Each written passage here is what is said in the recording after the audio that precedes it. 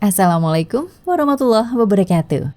Ensiklopedia Al-Fatih kembali ke hadapan Anda untuk berbagi info Islami.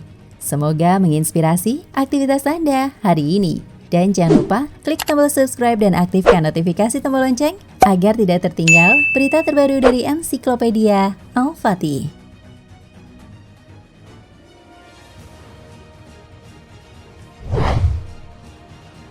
Salabah bin Abdul Rahman radhiyallahu anhu adalah salah seorang sahabat yang mulia.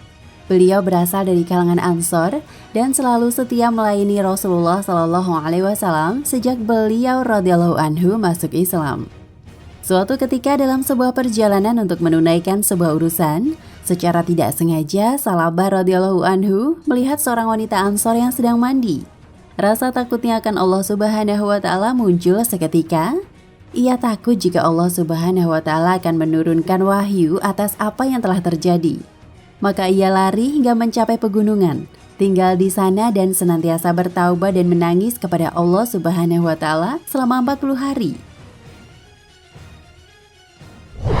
Malaikat Jibril alaihi salam menyampaikan perihal ini kepada Rasul sallallahu alaihi wasallam sehingga Rasulullah sallallahu alaihi wasallam meminta kepada beberapa sahabat Ansor untuk menjemputnya. Ketika sampai di Madinah, Rasulullah Shallallahu Alaihi Wasallam sedang memimpin sholat berjamaah. Maka sholatlah mereka. Namun Salabah radhiyallahu anhu masih dengan rasa berdosanya memilih shaf paling belakang. Ketika ia mendengar ayat Quran yang sedang dibaca Rasul Shallallahu Alaihi Wasallam, ia seketika pingsan. Selesai sholat, Rasulullah Shallallahu Alaihi Wasallam membangunkannya dan menanyakan perihal dirinya. "Apa yang menyebabkan kau pergi dariku?" tanya Rasul. "Dosaku ya Rasulullah," jawabnya.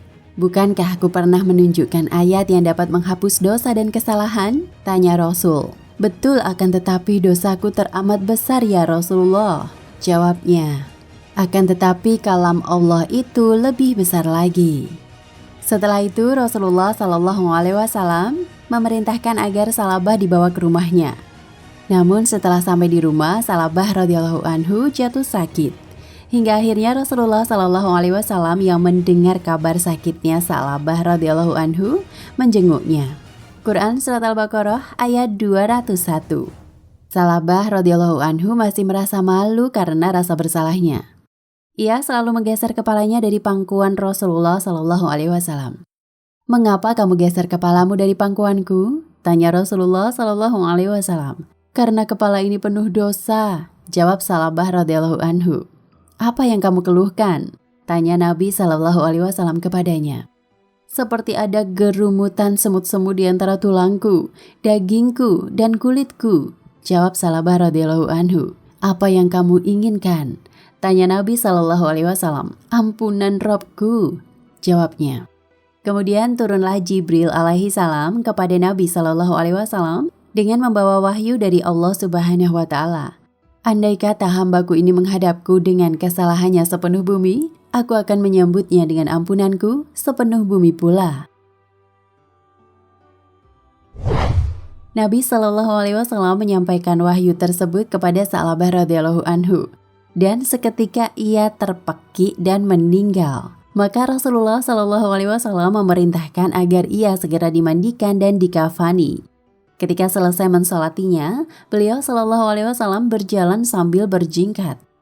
Salah seorang sahabat menanyakan mengapa Rasulullah Shallallahu Alaihi Wasallam berjalan sambil berjingkat seperti itu.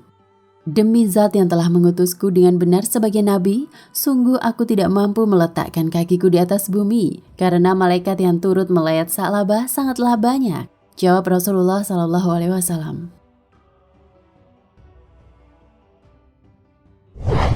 Kisah Salabah radhiyallahu anhu, seorang sahabat yang mulia, memberikan kita beberapa hikmah.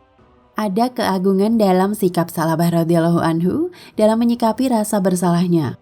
Kesalahan Salabah radhiyallahu anhu mungkin merupakan sebuah kesalahan yang sepele untuk kita, namun tidak untuk seorang Salabah radhiyallahu anhu. Yang dianggap sebagai dosa besar bagi Salabah adalah secara tidak sengaja melihat seorang wanita yang sedang mandi. Ketidaksengajaan inilah yang memicu penyesalan dan taubat dari Salabah radhiyallahu anhu. Sedemikian mulia akhlakmu, hai Salabah.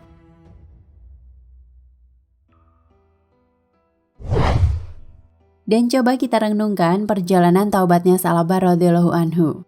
Langkah pertama adalah ketakutan akan kuasa Allah Subhanahu wa Ta'ala. Rasa takut akan kuasa Allah Subhanahu wa Ta'ala mencerminkan betapa Sa'labah radhiyallahu anhu adalah manusia yang ihsan, di mana ia tahu dan yakin walaupun tidak ada seorang pun yang bersamanya saat itu.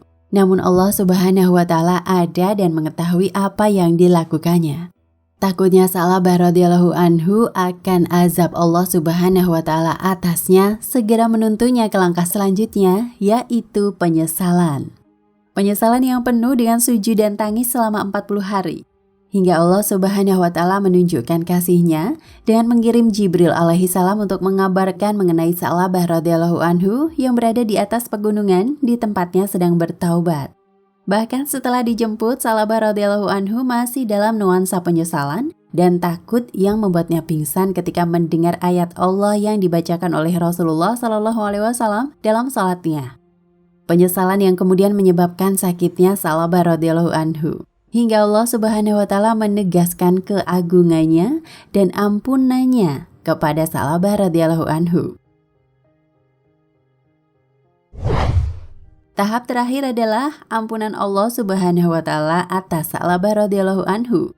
Sangat terlihat betapa Allah Subhanahu wa Ta'ala mencintai hamba-hambanya yang bertaubat dan kembali kepadanya. Jika seorang hamba sudah bertaubat dan datang kepada Allah membawa kesalahan seisi dunia, maka akan disambutnya dengan ampunan seisi dunia pula.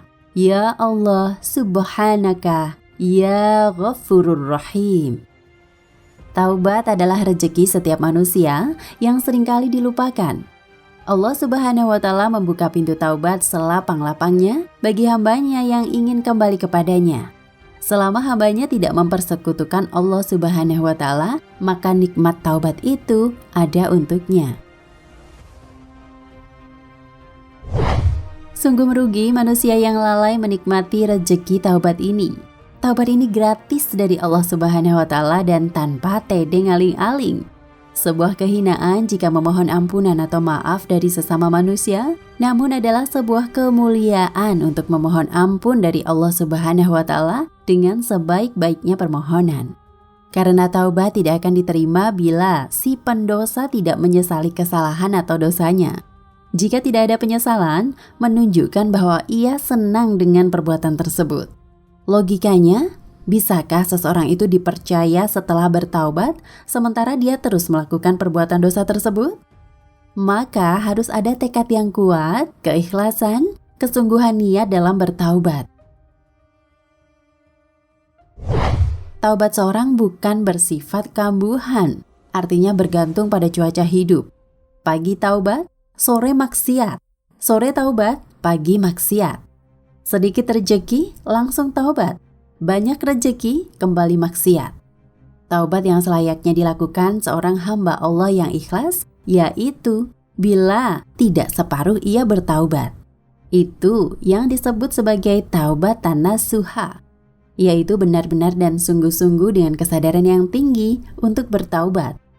Nah, jika dosa itu berkaitan dengan hak manusia lain, maka ada satu hal lagi yang harus ia lakukan, yakni dia harus meminta maaf kepada yang bersangkutan atau saudaranya jika ia telah meninggal.